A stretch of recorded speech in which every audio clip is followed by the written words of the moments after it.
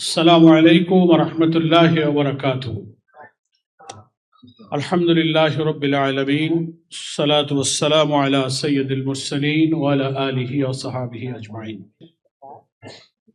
রক্তে ভেজা এই বাংলাদেশের জমিন, যারা রক্ত দিয়ে দেশকে ভিজিয়েছিলেন একটা বৈষম্যহীন বাংলাদেশের জন্য, সেই সব শহীদ পরিবার এবং তার স্বজন এবং আহত জুলাই যোদ্ধাদের নিয়ে আজকের এই মত বিনিময় সভায়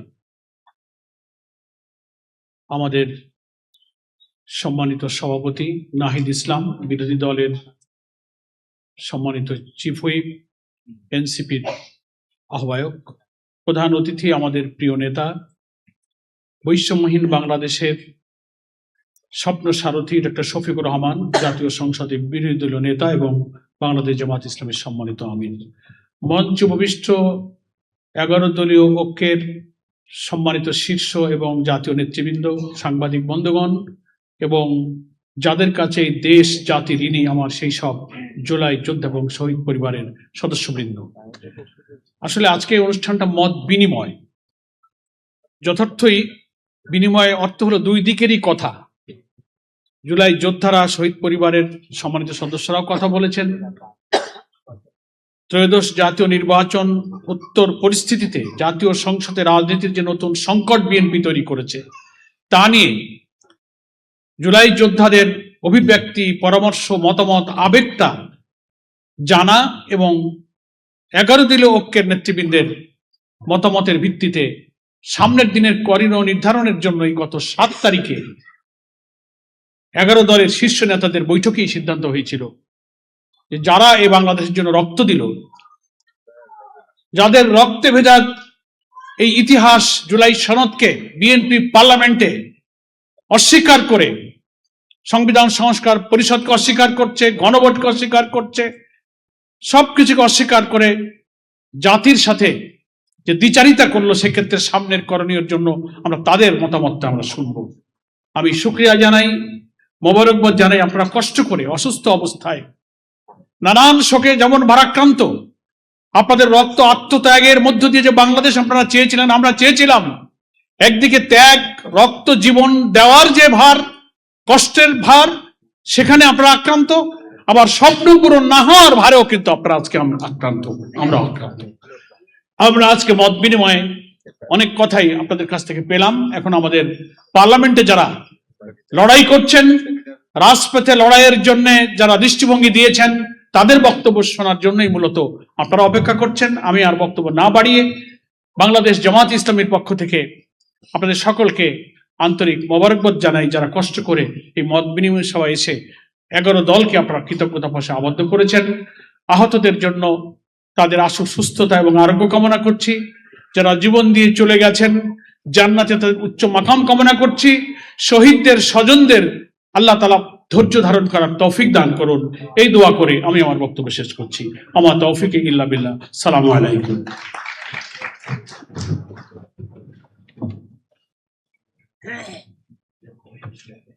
সম্মানিত সুধী মণ্ডলী, আমরা অনুষ্ঠানের একেবারে শেষ পর্যায়ে। ইতিমধ্যে বলা হয়েছে, অনেকেরই আবেগ আছে, অনুভূতি আছে, ব্যক্ত করার জন্য অনুরোধ আছে। সময়ের সীমাবদ্ধতার কারণে আমরা সুযোগটা দিতে পারি নাই। ইনশাআল্লাহ কথা বলার জায়গা তৈরি হচ্ছে, হবে, সেখানে আমরা সকলেই কথা বলবো ইনশাআল্লাহ। এ পর্যায়ে আজকের এই মতবিনিময় সভার সম্মানিত প্রধান অতিথির বক্তব্য রাখছেন বাংলাদেশ জামাত ইসলামের সম্মানিত আমির, জাতীয় সংসদের মাননীয় বিরোধী দলের নেতা, বাংলাদেশের গণমানুষের নেতা ডাক্তার শফিকুর রহমান। আজকের প্রধান অতিথি ডাক্তার শফিকুর রহমান।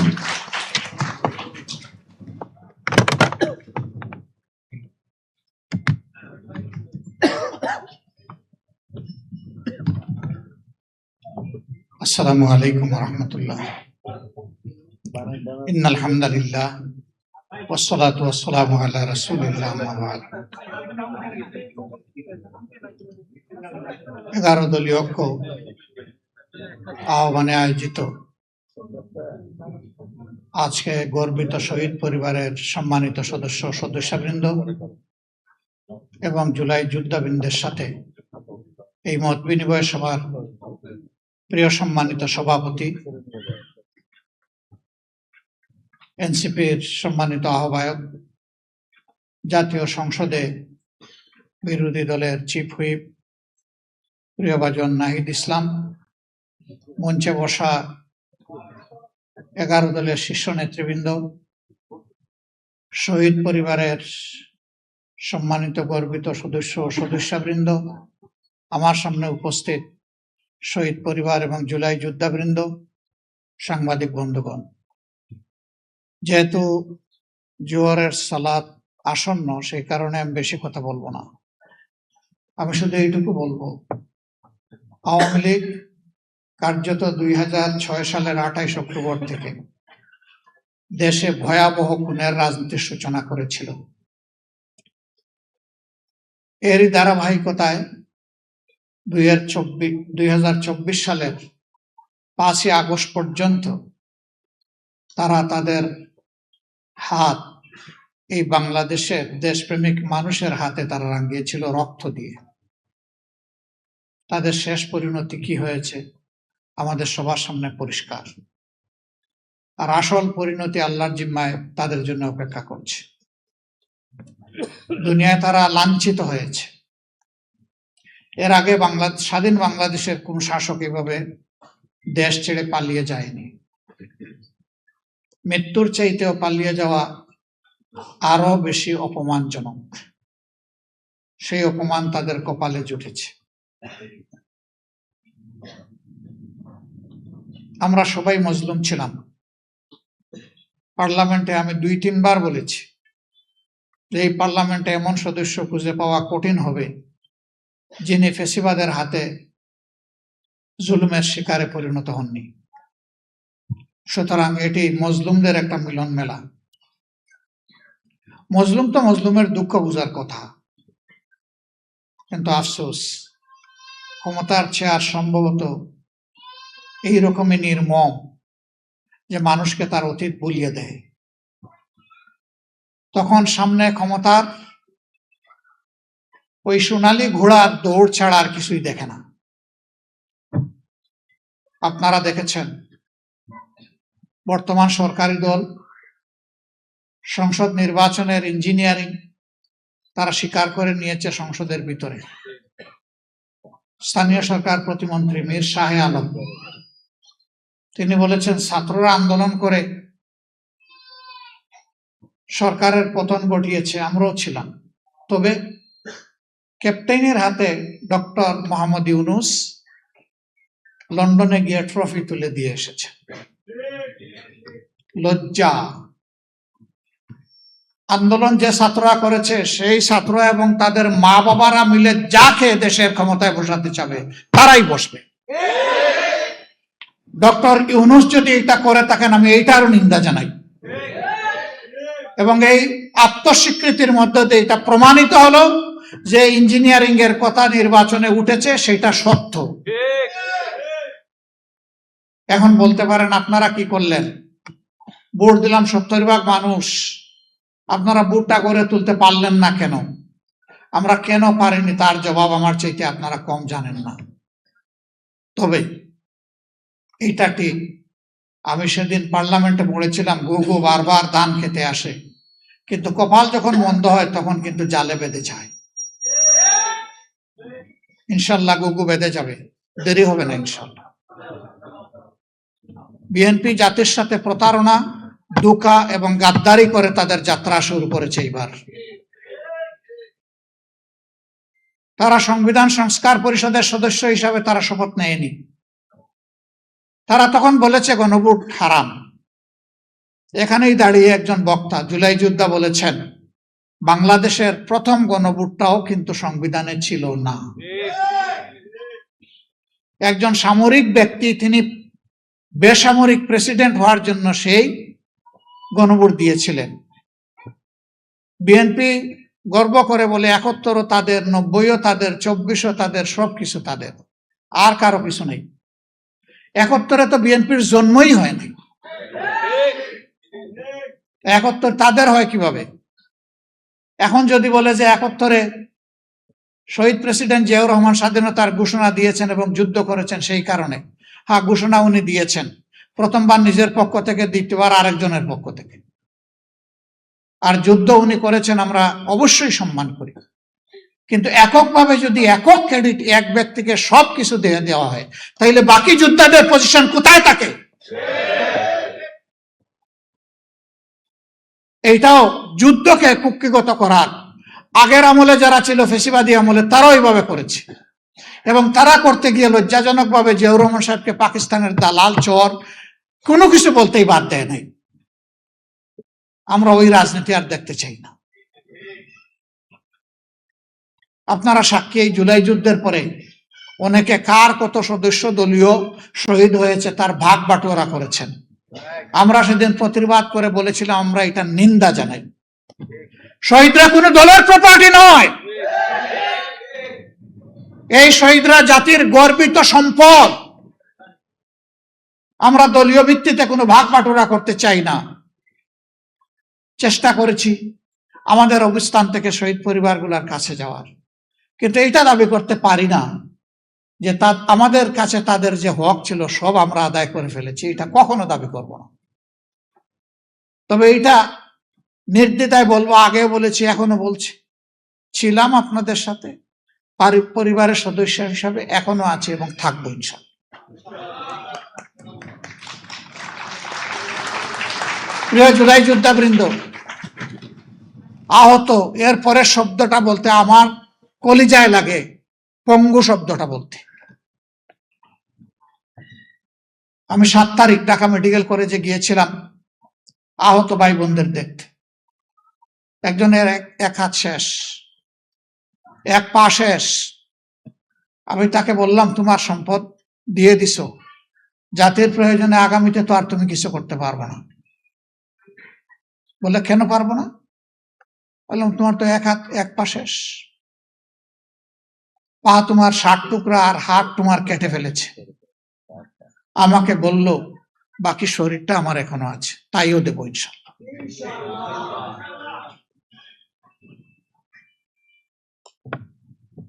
এই ভাইদের প্রতি, এই বোনদের প্রতি আমরা গভীরভাবে কৃতজ্ঞ। জীবনের সব কিছু দিয়েও তাদের ঋণ পরিশোধ করা সম্ভব নয়। সংসদে আমরা দাবি করেছিলাম, যেহেতু সবাই মজলুম, যেহেতু মাসের পর মাস সেখানে বসে আপনারা কনসেনসাস পরিষদে, ঐক্যমত্য পরিষদে কথা বলেছেন, কমিশনে, যেহেতু আপনারাই প্রথম দাবি করেছিলেন যে আপনারা গণভোট চান, যেহেতু আপনাদের নেতাও বলেছেন যে গণভোটে হা বলেন, আমরাও বলেছি, আল্লাহর রাস্তায় গণভোটটাকে ফেলে দিবেন না। 70% মানুষের রায়কে যদি ফেলে দেন, এই দেশবাসীকে অপমান করার সামিল হবে। তারা আমাদের কথা শুনেননি। তাদের ওই ইঞ্জিনিয়ারিং এর মাধ্যমে 2/3 যেটা, সেইটার বলেই তারা অনেকটা গায়ের জোরে এইটাকে ফেলে দিলেন। দেখবেন সংসদে দাঁড়াইলেই তারা বলে সুষ্ঠু নির্বাচনের মাধ্যমে এই সংসদ গঠিত হয়েছে। যে জীবনে কখনো মিথ্যা কথা বলে না, তার কসমকে বলার প্রয়োজন হয় না যে আমি সত্য বলছি, কারণ মানুষ জানে যে সে সত্যবাদী। কিন্তু যে মিথ্যা বলে তাকে এই কসমকে বলতে হয় এই কথাটা আমি সত্য বলছি, কারণ মানুষ জানে সে মিথ্যাবাদী। এই জন্য তার কথা মানুষ বিশ্বাস করবে না। শেষমেশ দেখেছেন, শেষ দিন আমরা যখন সংসদ থেকে ওয়াক আউট করে বের হয়ে আসি, সেই দিন সত্যিকার অর্থে ফেসিবাদের পক্ষে অবস্থান নিয়েছে দৃঢ়ভাবে বিএনপি, আমরা তার বিপক্ষে অবস্থান নিয়েছিলাম। গণভোটের রায় অমান্য করার দিনও আমরা ওয়াক আউট করে এসে বলেছি, চেয়েছিলাম সংসদে সমাধান, হয়নি, যেই জনগণ রায় দিয়েছে আমরা এখন সেই জনগণের কাছে ফিরে যাচ্ছি। আর যেদিন এই সমস্ত কমিশনগুলো, আমার 2-1 বন্ধু বলেছেন, আমি নাম নিচ্ছি না, নিতে কোনো অসুবিধা নাই, গুম কমিশন, মানবাধিকার কমিশন, তারপরে আপনার এই কি বলে পুলিশ সংস্কার কমিশন, পিএসসি, যেগুলো মানুষের জীবনের সাথে সম্পর্কিত, দুদক মানুষের নিরাপত্তার সাথে সম্পর্কিত, ফ্যাসিবাদকে ঠেকায় দেওয়ার জন্য প্রয়োজন, এই সব কিছু অবলীলায় ওই গায়ের জোরে, আবার ওই টুতা, গায়ের জোর মানে টুতা, ওই 2/3 বলে তারা ফেলে দিল। 40 মিনিটের ডিবেটে আমরা যখন বুঝতে পারলাম যে তারা বিচার মানে কিন্তু তাল গাছটা ছাড়বে না, তখনই আমরা ধিক্কার এবং নিন্দা জানিয়ে এই সংসদ থেকে বের হয়ে এসেছি। আমরা ফিরে এসেছি আপনাদের কাছে। আমরা কথা দিয়েছিলাম, আমরা যদি সরকার গঠন করতে পারি আপনাদের রায়ে, তাহলে আমরা এই সমস্ত ওয়াদা আমরা বাস্তবায়ন করব। বিএনপি ওয়াদা দিয়েছিল 31 দফা সংস্কারের কথা বারবার বলে, এর প্রথম দফাই ছিল সংবিধান সংস্কার করবে তারা। এখন তারা তার বিপক্ষে অবস্থান নিয়েছে। সুতরাং তারা শুধু জাতির সাথে না, তাদের যে সংস্কারের দফা সেইটার সাথেও তারা কিন্তু বিশ্বাসঘাতকতা করছে। নির্বাচনী ইশতেহারে বলেছিল যে কোথাও কোন স্তরে স্থানীয় সরকার পর্যায়ে কোনো অনির্বাচিত প্রতিনিধি তারা মানবে না, যদি না ওই জায়গায় কোনো নির্বাচিত প্রতিনিধি মারা যান কিংবা তিনি আইনের যারা দণ্ডিত হন, তার কোনো কিছুই ঘটেনি। এখন সব জায়গায় বাংলাদেশ ব্যাংক থেকে শুরু করে ক্রিকেট বোর্ড, তারপরে জেলা পরিষদ, বেমালুম শুরু হয়েছে বিশ্ববিদ্যালয়, সব জায়গায় এখন কু শুরু হয়েছে, অভ্যুত্থান বিএনপি শুরু করে দিয়েছে। সেই আওয়ামী ফ্যাসিস্ট বাকশালী কায়দায় আবার সেই একদলীয় শাসন বাংলাদেশের জনগণের ঘাড়ে তারা চাপাতে চায়। একটা জীবন আল্লাহ দিয়েছেন, লড়াই করব, জীবন দিব, শহীদ হব, মিথ্যার সাথে অন্যায়ের সামনে ইনশাআল্লাহ তাআলা মাথা নত করব না। সংসদেও করব না, রাজপথেও করব না। কি হবে? শেষ পর্যন্ত এক ভাই বলছে ফাঁসিতে ঝুলাবে, ঝুলান, হাসতে হাসতে ফাঁসির তক্তার উপর দাঁড়াবো ইনশাআল্লাহ। ওগুলো আমরা পরোয়াই করি না। প্রিয় ভাই বোনেরা, আপনাদের অন্তরের ব্যথা একেবারেই সত্য কথা, শতভাগ বুঝতে পারবো না, ইম্পসিবল। কারণ আমার কোনো সন্তান 24-এ শহীদ হয়নি, আমি নিজে গুলিতে আহত হইনি, আমার হাত পা ভেঙে টুকরা টুকরা হয়নি। সুতরাং যাদের কলিজার টুকরা শহীদ হয়েছে, যারা লড়াই করতে গিয়ে নিজেরা আহত হয়েছে, তাদের দুঃখটা তারাই 16 আনা বুঝতে পারবে, আমি পারবো না। কিন্তু মানুষ হওয়ার কারণে আল্লাহ যে মানবিক মনটা দিয়েছেন, এইটা দিয়ে চেষ্টা করি যে দেখি এই দুঃখী মানুষগুলার কিছুটা হলেও দুঃখ বুঝতে পারি কিনা। সম্মানিত ভাই বোনেরা, সেদিন একটা মব সৃষ্টি করা হয়েছে পার্লামেন্টের ভিতরে। আপনারা বাইরে একটার কথা বলেছেন, ভিতরে এদেরকে দাওয়াত দিয়ে খেয়ে নিয়ে গেল। কোনদিন সেদিন ছিল চাকরিতে, সরকারি চাকরিতে প্রবেশের সর্বশেষ বয়স সীমা কি হবে, এইটা কনসেনসাস পরিষদে ঐকমত্য কমিশনে একমত হয়েছে আমরা সবাই যে এটা 32-এর পরিবর্তে 32 বছর হবে। সেখানে তারা কিছু লোককে জুলাই যোদ্ধা হিসাবে নিয়ে বসালো দর্শক গ্যালারিতে, ভিআইপি গ্যালারিতে। We are pleased. জুলাই যোদ্ধারা আসছে, এটা তো আমাদের জন্য খুশির ব্যাপার। তারা এই পার্লামেন্ট দেখবে, জাতি এবং জনগণের জন্য এখানে কি করা হচ্ছে তারা দেখে যাবে। কিন্তু হঠাৎ করে দেখি এই এজেন্ডা যখন আসছে, তখন সরকারি দল থেকে তাদেরকে ইশারা দেওয়া হয়, অথচ পার্লামেন্টে দর্শক গ্যালারির দিকে চাওয়াও নিয়ম নাই। দর্শক এসেছে দর্শন করার জন্য, অবজার্ভ করার জন্য, এটা তাদের দায়িত্ব। তখনই আমরা বুঝলাম যে এটা পাঠানো। এর আগে 2-1টা বিল পাশ হয়েছে যেগুলোর কোনো কাগজপত্র আমাদেরকে দেওয়া হয়নি, আমরা হাত তুলিনি। এরপরে এই বিলটা যখন এসেছে তাও আমরা বুঝিনি এটা কি করতেছে। ওখানে কিছু নাই তো লেখা, 32, 33, 31, 30 কিছুই লেখা নেই। একটা মেমো আছে, অত দ্বারা অত দ্বারা অত দ্বারা, অথচ আমাদের সামনে কোনো কাগজ নাই, আমরা হাত তুলিনি। সরকারি দল থেকে আমাদেরকে খুঁচা দিয়ে বলা হলো, হ্যাঁ জুলাই যোদ্ধারাও এখানে আছেন, আপনারা এটাতেও হাত তুললেন না। আমরা বললাম কিসে হাত তুলবো, যে জিনিসে হাত তুলবো এটাই তো আমাদের সামনে নাই, কোনো কাগজপত্র নাই। আমাদেরকে অন্ধকারে রেখে এইভাবে তারা ব্ল্যাকমেইলিং করতে চেয়েছে। আমরা তাদের ব্ল্যাকমেইলিং এর পাতা ফাঁদে পা দেই নাই। সম্মানিত ভাইরা, যেগুলাতে একমত হয়েছে, জাতির সামনে হয়েছে, আমরা সেখানে তো কোনো বাধা দেইনি। সমর্থন দিয়েছি, কিন্তু যেগুলা জাতির বিরুদ্ধে অন্তর্বর্তী সরকার এসে যেগুলা সংশোধনের জন্য তারা প্রজ্ঞাপন জারি করলো অধ্যাদেশ দিয়ে, সেই জায়গাগুলোই বিএনপি এখন রেখে দিতে চায়। এটা নিঃসন্দেহে তারা ঘোষণা দিচ্ছে যে তারা আবার ফেসিবাদ কায়েম করতে চায়। ইনশাল্লাহ দিব না। ত্যাগ এই দেশবাসী স্বীকার করেছে, করব ইনশাল্লাহ। সর্বশেষ কি হয়েছে দেখেন, এই এতটুকু জায়গাও ছাড়ার কলিজা তাদের হলো না। জুলাই জাদুঘর, এটা জুলাইয়ের একটা বাস্তব চিত্র। আমি সেখানে গিয়েছিলাম, নাহিদ ইসলাম ছিলেন, আমরা এখানে ঘুরে এসেছি। ওখানে আয়নাঘরটাও আছে, গেলে দেখবেন কি জিনিস, একটা কবর, অন্ধকার একটা কবর, কবরের সমান একটা জায়গায় একটা মানুষ থাকে, খায়, ঘুমায়, পেশাব পায়খানা গোসল সবকিছু ওই জায়গার মধ্যে, একটা কবর। সেইগুলো ওখানে তুলে ধরা হয়েছে। এই জাদুঘরটা হবে জাতির সম্পদ।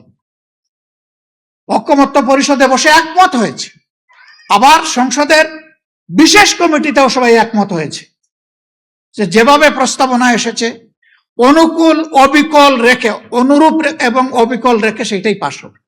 হঠাৎ করে সংসদের ভিতরে সমস্ত রেওয়াজ রীতিভঙ্গ করে সরকারি দলের একজন এখানে সংশোধন দিয়ে বসলো, আমরা কিছুই জানি না। এটাকে দলীয়করণ করার জন্য বলা হলো এটা সংস্কৃতি মন্ত্রণালয়ের অধীনে, এখানে মন্ত্রী অথবা প্রতিমন্ত্রী না থাকলে এটা চলবে কিভাবে? আমাদের পক্ষ থেকে আমাদের চিফ হুইপ কথা বললেন, আমরা বললাম যে এই ধরনের শত সহস্র প্রতিষ্ঠান বাংলাদেশে আছে, এগুলার প্রধান মন্ত্রী কিংবা প্রতিমন্ত্রী নয়। আর এটা কোনো সাধারণ জাদুঘর নয়, অথবা জাদুঘরের কোনো শাখাও নয়। এটা গোটা জাতির সেই 47 থেকে শুরু করে 24 পর্যন্ত ঐতিহাসিক জিনিসগুলো এখানে তুলে ধরা হয়েছে। এই জাদুঘরটাকে আল্লাহর রাস্তে আপনারা রাজনীতিকরণ করবেন না। প্রথমে এক যুক্তি দিল, শেষে গিয়ে খোলামেলা বলে ফেললো যে আমরা তো নির্বাচন করেছি দলীয় সরকার কায়েম করার জন্য। থলির বেড়াল বের হয়ে গেছে। জনগণের সরকার কায়েম করার জন্য নয়, দলীয় সরকার কায়েম করার জন্য। ভাই বোনেরা, আমরা সেই দুঃখ, ক্ষোভ, যন্ত্রণা, ব্যথা এবং ঘৃণা নিয়ে সেদিন ওয়াকআউট করেছি। আমরা আপনাদেরকে কথা দিচ্ছি, যতদিন সংসদের ভিতরে লড়াই করতে পারবো ততদিন থাকবো, এর বাইরে 1 মিনিটও থাকবো না। রাজপথ আমাদের মূল ঠিকানা, সংসদ আমার মূল ঠিকানা নয়। সংসদে এই দেশের দুঃখী জনগণ একটা পরিবর্তনের আশায় আমাদেরকে পাঠিয়েছে। সেই পরিবর্তনের সূচনা যদি আমরা না করতে পারি, সেই সংসদ দিয়ে আমাদের কি হবে? অবশ্যই আমরা আল্লাহ চাইলে জনগণের চাহিদার ক্ষুধা পূরণের সাথেই থাকবো, এর বাইরে যাব না ইনশাআল্লাহ। আপনারা আশ্বস্ত করেছেন, আমরা শক্তি পেয়েছি, একসাথে লড়বো ইনশাআল্লাহ। এবং আমরা দৃঢ় আস্থাশীল, পরাজয় হবে চূড়ান্তভাবে ফেসিবাদের, বিজয় হবে জনগণের ইনশাআল্লাহ। এই বিজয়ে কোনো আপোষ নাই, আমরা একসাথে থাকব। আল্লাহ আমাদেরকে একসাথে থাকার তৌফিক দান করুন। আমাদেরকে আপনাদের বাইরে কেউ ভাববেন না। আমরা অনেক বড় পরিষদে, আরো অনেক বড় পরিসরে জুলাই যোদ্ধাদের কথা শুনতে চাই, তারও আয়োজন ইনশাল্লাহ করব। এই কথাগুলো শুধু আমরা শুনবো না, বাংলাদেশের 18 কোটি মানুষ শুনবে, বিশ্ববাসী শুনবে ইনশাআল্লাহ, এবং জাতির আস্থা পেয়ে যাবে।